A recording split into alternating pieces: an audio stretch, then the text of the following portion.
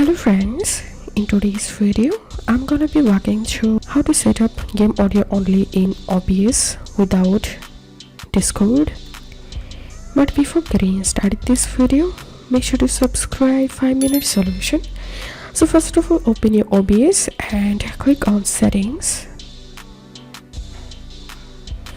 and select audio and click on desktop audio, and from here you have to select default, and now you can disable others audio settings from here,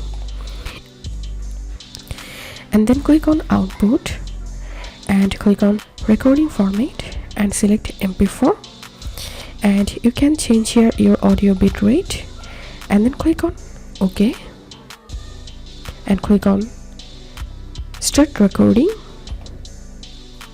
Yes, after you finish recording, you will need to find a program or website that can split the audio from the video file, such as an MP3. Unfortunately, OBS can't export anything other than video files.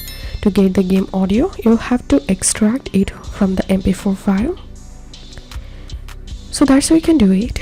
If this video helped you, give a thumbs up and please consider subscribe to 5-minute solution.